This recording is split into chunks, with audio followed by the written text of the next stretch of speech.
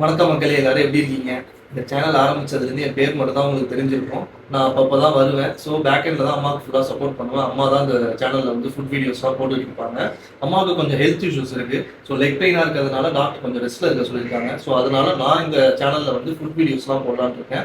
அம்மாவுக்கு எப்படி சப்போர்ட் பண்ணீங்களோ அதே மாதிரி எனக்கும் நீங்கள் சப்போர்ட் பண்ணுங்க. அம்மாவும் கூடிய சீக்கிரத்தில் வந்து இந்த சேனலில் ஜாயின் பண்ணிப்பாங்க. வந்து ஹோம்மேட் ஸ்நாக்ஸ் தான் இப்போ செய்ய போகிறேன். அதை வந்து 30 days சேலஞ்சாக எடுத்திருக்கேன். Day 1 என்ன பண்ணுறேங்கிறத நம்ம வீடியோக்குள்ளே போய் பார்க்கலாம். ஃபஸ்ட்டு கடாயை எடுத்துக்கோங்க.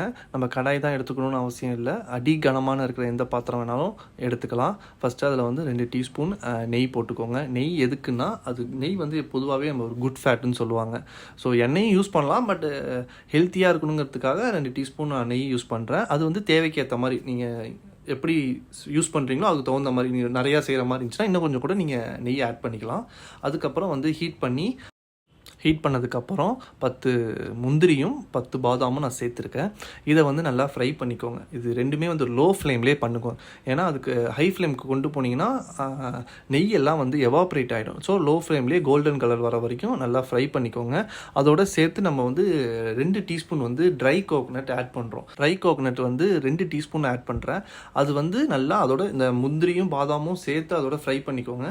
நல்லா கோல்டன் கலரில், மூணுமே வந்து கோல்டன் கலரில் தான் இருக்கணும். ஏன்னா ரொம்ப நம்ம லோ ஃப்ளேம்லேயே தான் வச்சு பண்ணுறோம். ஏன்னா ஹை ஃப்ளேமில் வச்சா நெய்யோடு சேர்த்து இது வந்து தீஞ்சு போன மாதிரி ஆகிடும். ஸோ அதனால் இந்த ப்ராசஸ் இது வரைக்குமே லோ ஃப்ளேமில் தான் பண்ணணும். நல்லா ஃப்ரை பண்ணிக்கோங்க. பாதாம் வந்து நீங்கள் எவ்வளோ வேணாலும் எடுத்துக்கலாம். நம்ம சர்டன் வந்து நம்ம இவ்வளோ தான் பண்ண போகிறோம், 1/2 kg 1 kg நம்ம முடிவு பண்ணி பண்ணுறோன்னா, நிறையா லட்டு பண்ண போகிறோம் அப்படின்னா நிறையா கூட நீங்கள் ஆட் பண்ணிக்கலாம் தேவைக்கு ஏற்ற மாதிரி. அதே முந்திரி வந்து நம்ம அதில் முடிஞ்ச அளவுக்கு கம்மி பண்ணி தான் யூஸ் பண்ணணும். நான் வந்து இதில் 10 எடுத்திருக்கேன். முந்திரி வந்து எல்லா ஏஜில் உள்ளவங்க பீப்புள்ஸும் சாப்பிட முடியாது. ஏஜ்டு பீப்புள் வந்து பாதாமை இன்க்ரீஸ் பண்ணிக்கோங்க, முந்திரியை கம்மி பண்ணிக்கோங்க.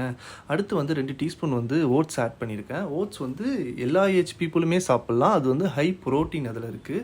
ஸோ இதுக்கு முன்னாடி நான் சொன்ன இன்க்ரீடியன்ஸ் எல்லாத்தையுமே சேர்த்து நல்லா ஃப்ரை பண்ணி கோல்டன் கலர் வர வரைக்கும் ஃப்ரை பண்ணிக்கோங்க. இது வரைக்கும் பண்ணுறது எல்லாமே லோ ஃப்ளேமில் தான் பண்ணணும், ஹை ஃப்ளேமில் பண்ணவே கூடாது. ஸோ இது வந்து இது ஒரு புது டேஸ்ட் கொடுக்கும். நீங்கள் ட்ரை பண்ணி பாருங்கள். நெக்ஸ்ட் வந்து இதோட நான் வந்து டேட்ஸ் ஆட் பண்ணுறேன். நல்லா கழுவி ஒரு 7 to 8 ஆட் பண்ணுறேன். அதில் வர சீட்ஸ் எல்லாமே நான் ரிமூவ் பண்ணிட்டேன். நெக்ஸ்ட் வந்து நம்ம அதுக்கு முன்னாடி ஒரு ப்ராசஸ் பண்ணி வச்சுருக்கோம்ல, ஓட்ஸ் எல்லாம் ஆட் பண்ணி, அதை வந்து நான் மிக்சியில் போட்டு நல்லா ஃபைன் பவுடராக ஆக்கணும்.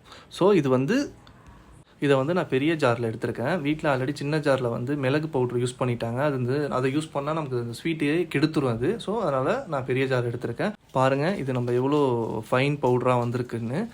நெக்ஸ்ட்டு வந்து இதை நம்ம ஒரு பவுலில் மாற்றிக்கிட்டு இதே ஜாரில் வந்து நம்ம டேட்ஸ் எடுத்துக்கலாம். டேட்ஸ் வந்து ஆல்ரெடி நம்ம க்ளீன் பண்ணி சீட்லெஸ்ஸாக நம்ம மாற்றி வச்சுருக்கோம்.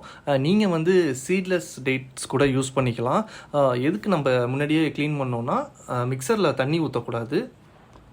பாருங்கள் டேட்ஸ் எப்படி மசிஞ்சு வந்திருக்குன்னு. ஸோ இதோட நம்ம ஆல்ரெடி பவுலில் வச்சுருந்த ஃபைன் பவுடரை ஆட் பண்ணி மிக்சரில் வந்து கிரைண்ட் பண்ணிங்கன்னா டேட்ஸும் இந்த ஃபைன் பவுடரும் ஆல்ரெடி நல்லா மிக்ஸ் ஆகிடும். ஸோ அது வந்து நீங்கள் எடுத்து பார்த்தாவே உங்களுக்கு தெரியும், எங்கேயுமே அந்த டேட்ஸ் எல்லாம் இருக்காது. நம்ம லட்டு பிடிக்கிற பதத்துக்கு அது வந்துடும். சப்போஸ் வரலினா டேட்ஸை வந்து இன்க்ரீஸ் பண்ணிக்கோங்க. இந்த லட்டுக்கு மெயின் இன்க்ரீடியன்ஸே வந்து டேட்ஸ் தான். ஸோ தேவைக்கு ஏற்ற மாதிரி இன்க்ரீஸ் பண்ணிக்கோங்க. அதுக்கப்புறம் பவுலில் சேஞ்ச் பண்ணிக்கோங்க. பவுலில் ஒரு ட்ராப் நெய் போட்டுக்கோங்க. அப்போ தான் அது ஓவல் ஷேப்பில் நல்லா வரும்.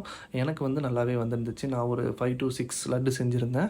அதை நான் டேஸ்ட் பண்ணி ஃபஸ்ட்டு பார்த்துட்டேன். எனக்கு நல்லாவே பிடிச்சிருந்துச்சு. அதுக்கப்புறம் என் பொண்ணுக்கிட்ட கொடுத்தேன். அவள் என்ன சொல்கிறாங்கிறது வீடியோ எண்டில் பாருங்கள். பார்த்துட்டு என்னங்கிறத கமெண்ட் பண்ணுங்கள். நீங்களும் இதை ட்ரை பண்ணி பாருங்கள். மீண்டும் ஒரு நல்ல வீடியோவில் சந்திப்போம்.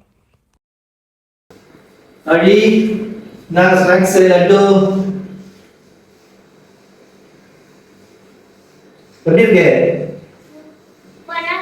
பிடிச்சிருக்கா?